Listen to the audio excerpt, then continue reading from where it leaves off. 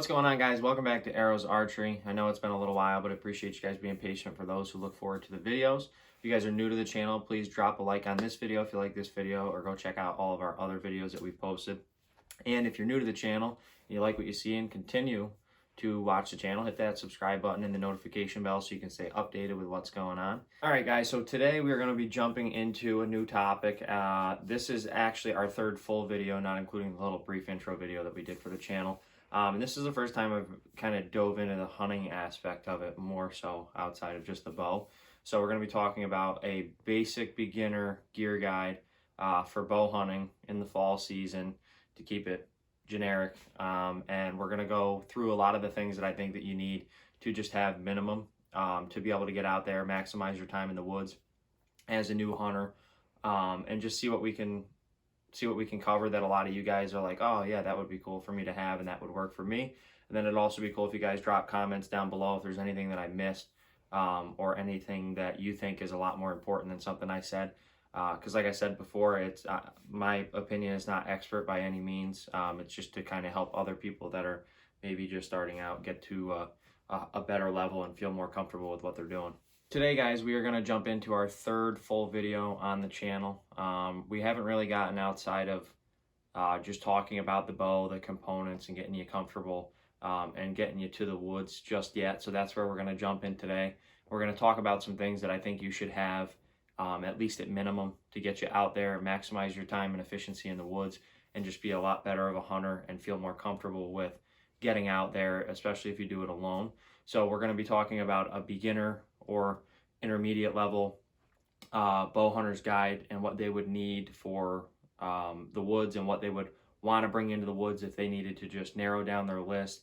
They have a low budget, or they don't have a whole lot of time. These are all going to be things that I think will maximize, like I said, all that time that you're going to put in the woods. So we have a lot to talk about here today. I'm going to try to keep it nice and short for you guys, and it'll go pretty quick, and I hope you guys find all this information useful.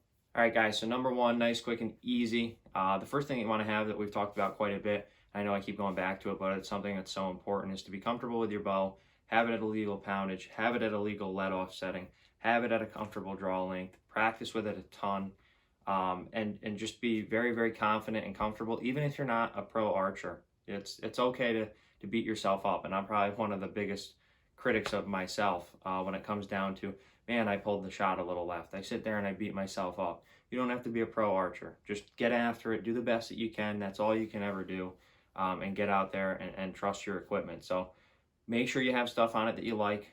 Trust what you trust and what you trust alone. Practice with it a ton, and having a bow that is adequate for the way that you want to hunt and the time that you hunt, where you hunt, all that comes into factor just as much as anything else that you would buy to hunt with. So keep that in mind. That is the number one thing on my list. Obviously, especially if you're a bow hunter, you have to have the bow. So again, just be comfortable. Number two, and something we haven't talked about yet at all, and that's why I kind of saved it for this video, because I knew we'd talk about it a little bit here. So now that you have your bow, we've talked about it a million times, you have it set up, you're confident, you're a lot better of a shot than you were when you first started. You are practicing a ton. Obviously, in order for you to do that, you have to have something like this. If you're shooting a compound, most people will have this. Rarely do people shoot fingers on a compound. So here you have a little loop. It's called a D loop, and you have a release. The release is what attaches to the D loop like this, and as you can see, it won't come off, and it allows you to draw the bow back. And then when you put pressure on it, it releases this from the bow, and then the strap actually goes around your wrist and buckles it, but I'm just doing a demonstration, so I'm not going to do that. And that's what allows you to fire it. The cool thing about these is it minimizes the amount of surface area that you have on the string, which makes the shot a lot cleaner, a lot faster, a lot smoother. It's just a great thing to have. They're awesome for hunting because they have the strap on them if you go with this style finger release with the double claw on it, because you won't lose them. They're strapped right to your wrist, and they're very easy to make yourself a lot more consistent than you would be any other way. And on these a little bit, real quick, there's a couple of different kinds. So you have your standard just finger release. You got multiple adjustments with screws in here to adjust the length of it for you. And it's just a little finger release with a double claw. You have thumb button release, which is actually one that is curved and it's meant to hold in your hand like this, and your thumb is actuated as the trigger. So if you like that better, go for that. I prefer those if I'm doing 3D a lot. There's also some other crazy ones like a backspin or a back hinge style release, or a back tension. So what happens is you actually release the bowstring by pulling back, and the amount of tension and the way that you turn your wrist will actually free the bowstring. I really only like those for target, and I'm not really well versed on those, so I can't say a whole lot about them. But again, get yourself a release. It's going to make you a lot more consistent. Get one that you like. I recommend Scott. This is a Scott Shark. I've had this one for probably 6 years. They come in a bunch of cool colors, super reliable, no problems there. A couple other brands, True Ball, True Glow, and True Fire make some pretty good releases that cover the bases from, I don't know, $30 all the way up to $120, and some even higher than that. I know True Ball has some up closer to $300, depending on how crazy you want to get into it. If you're unfamiliar with the release and you hook the release up, make sure you practice drawing with it, but try to do it outside while you have an arrow in it, so it's like a real life scenario. Keep it in a safe direction. Practice drawing your bow back if you're uncomfortable with the release with the arrow in it. If you do not do it with the arrow in it, and for some reason you hit that button and you draw the bow back when there's no arrow in there, you're actually taking all that potential energy that bow has built up through the limbs, and you're letting it go back and turn it into kinetic energy with nothing behind the string. So usually the driving force is the cams, it converts it to the string pushes it through the arrow, and that's how you get energy at the kill shot. If you have nothing there, it has to go back the same way that the path was created, which means that it has to go back through the limbs to the cams. That can cause a whole bunch of stuff. Obviously, dry fire is the first one that comes to mind. If you pull the bowstring while you do it with your release, you can also cause a derailment where the string will jump off. A lot of that can either hurt you, hurt the bow, or just end up wasting a lot of money. So make sure you're safe with it. Try it, but do it outside. Make sure there's always an arrow in it. You're pointing it in a safe direction. You plan ahead for it to go off, and that'll kind of help you feel out your release. So guys, number 3 on the list today, now that we've talked about the bow, we've talked about the release, what are we going to get out in the woods in? So what gear are we going to trust to suit up in and day out? What camo pattern are we using? All that stuff comes to mind when we talk about hunting gear, but you have to remember that, yes, that's important, but at the same time, camo patterns and all the little stuff, they do add up in the long run, but you have to get what's comfortable for you. So if you're a younger hunter that doesn't have a whole lot of experience, or doesn't have a whole lot of money, or maybe you're a guy that works a lot of hours like myself and you don't have a whole lot of time to get out, all that needs to come back. Just like when you bought your bow and you bought everything that you started out with, you need to keep that in mind for everything else you buy throughout the future too, because you don't want to go and spend $500 on a Sitka jacket just to say, hey buddy, I have a $500 Sitka jacket and I hunt 2 times a year.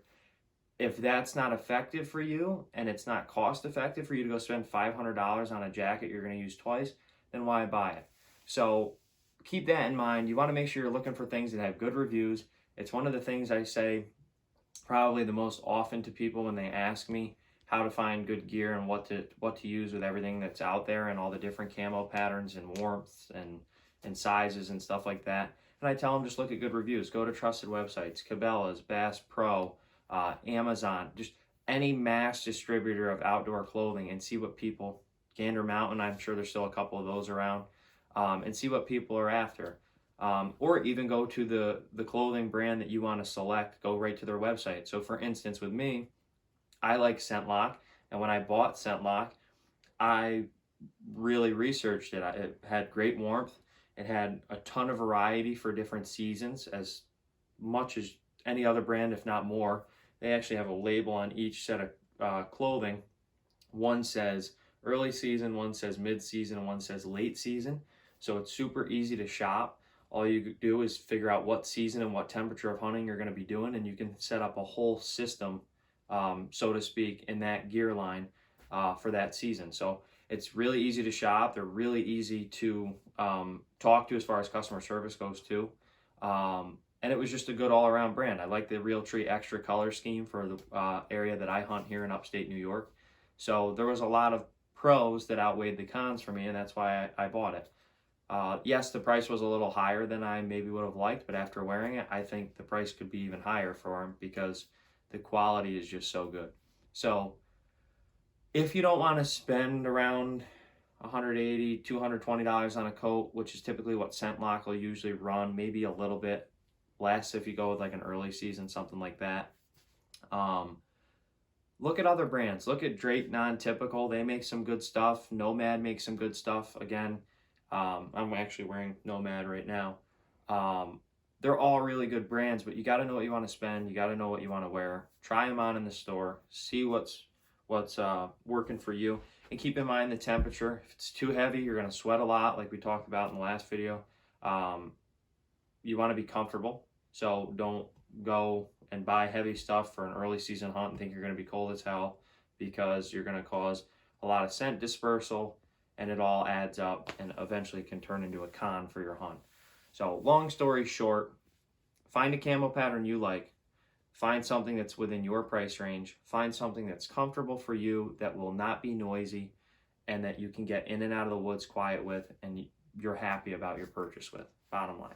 Real quick before we transition away from the outdoor gear and talking about Scent Lock, Nomad, Sitka, and all that stuff, make sure you check those brands out, especially Scent Lock. I'm not getting paid to promote them by any means or anything like that. I just really think a lot of people should check them out. It's something that I've trusted over the last 2 or 3 years, and I ran a lot of different brands of clothing before that, and I think they're the best bang for your buck, and I think they work phenomenal. And I'll definitely be able to show you guys some of that when we start doing the live hunts, once I get this camera fixed, that we were planning on using for this video. So stay tuned for that, but definitely check them out and see what they got on there. I think that's your best option if your money allows. All right, guys. So now coming out of the gear portion of it, or the main apparel part of it, we have to talk about footwear.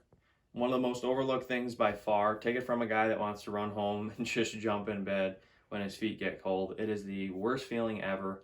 And again, one of those things that is really, really overlooked. There's nothing like hunting in comfortable weather, being comfortable, being happy that you're in the woods, because you can stay in there from sun up to sundown and maximize your amount of time in there. But the problem is when you're not comfortable and you have cold feet per se, you can't maximize the amount of time you want to stay in the woods. You go into survival mode where you have to put your comfort and yourself before anything else. So you have to get out of the woods when you're cold. You have to do those things. I'm not saying don't do those things. I'm just saying if we can eliminate or reduce the amount of times that we feel like that, the more times we can maximize our time and efficiency in the woods. And by doing that, just go buy yourself a good pair of boots. And there's a couple of things that go along with that, that it's taken me quite a while to piece together that have worked. I used to wear really short ankle boots, thick Thinsulate, one pair of boots that I could wear throughout the whole season.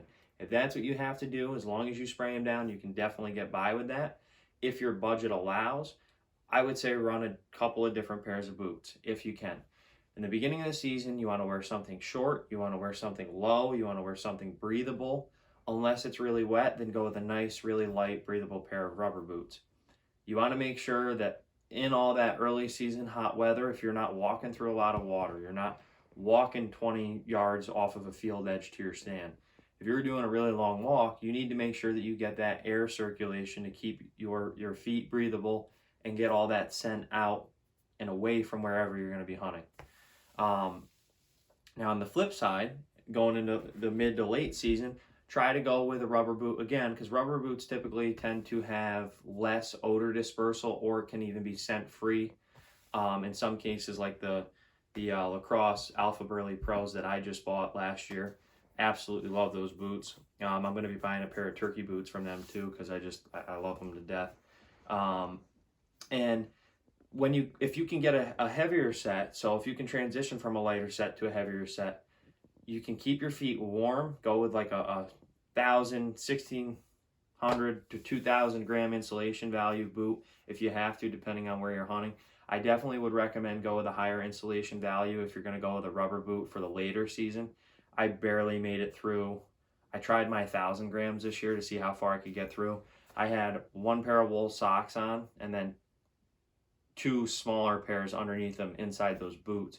and up here in 15-degree and 19-degree December sits, it was not really all that fun after 3 hours. But it got me through 3 hours, so now I learned something for next year.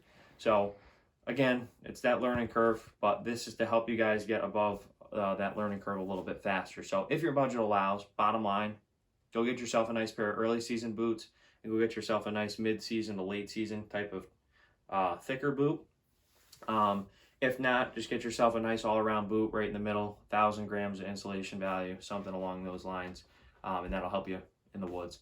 And for some of the brands that I would recommend for you guys to look at, I definitely would look at Lacrosse. Like I said, I wear them during the whitetail season, and now, as of last year, during the turkey season, and I'm actually working on getting a second pair for turkey season. And you have a couple of other really good brands, obviously Muck. You have Irish Setter by Red Wing. They have a pair that I wanted for a long time just to try them out. I think they're the Rut Master 2.0s. So, I mean, you have a lot of options there. Do some digging, do some looking around, what works for you, and you can really find a good boot that does all those things for you. All right, guys, now coming out of the whole gear that we've already got established, we got the release, we got the bow. Now we're going to talk about the last little part of the gear, extremities. So hands, facial coverings, hats, anything like that. Super overlooked again. You got to make sure you're taking care of yourself, keeping those hands warm in the late season and keeping them cool in the early season, so you're not working up a sweat, or you're also not getting super cold to where you have to get out of the woods. Two of the biggest spot killers where you could have a great spot, and doing any of that will absolutely just shut it down for you. On that same note, not only is the scent dispersal and touching things a big factor on how we ruin spots, but what I've come to notice too, and even more recently, facial coverings. Depending on the way that your tree stand is positioned, or your ground blind, depending on where you're sitting or how you're hunting, most notably I've seen it in a tree stand, especially in the afternoon hunts or the very, very early season morning hunts where the sun's very high, and it can be high for quite some time. If you're in a spot in an open tree stand where you're in like a ladder stand, or you're in something that maybe not as high as you would like, or not as high as you usually sit, if you don't wear a facial covering and you're facing the sun, and the deer are typically approaching from the side that the sun's rising on, if you're not wearing a facial covering, the only thing I can say is good luck. And I did it a million times this year, and I should have shot more deer just because of that one fail. So make sure you guys are wearing face paint if you have a spot where you think you can be seen or it's very open. Don't compromise a good spot. So make sure you have your face covered up, whether it be a light, breathable mesh facial covering, or a heavy one, or like I said, the dead downwind face paint, I think even helps reduce scent. So take those things into account. Look at proper clothing as far as the extremities go: gloves, hats, and facial coverings. And if I had to recommend any to you, I would just go through the same brand that you got your gear for. So if you went ScentLok, I would go look at ScentLok's gloves first, and stuff that would match and kind of work together all together very well. If not, then just look around and see what camo gloves you can get for cheap or what'll work. Now, the sixth and last main thing that I want you to have if you're going to go out in the woods, aside from other things that I'll mention as honorable mentions, so to speak, here in a minute, is get yourself some scent spray and a tote. And you don't really want to have one without the other. Yes, you can grab the scent spray and spray down before you go in the woods, but you're almost wasting your time if you don't get a tote, because you're not taking all that hard work you just did by spraying yourself. You're not taking care of it and making sure you get the most out of it. I spray all my gear down 2 weeks out. I leave it out on my deck, let it dry overnight as long as there's no rain. I go back out there, I put it in a tote for a week. I come back to it one more time. I once over it a week out before deer season.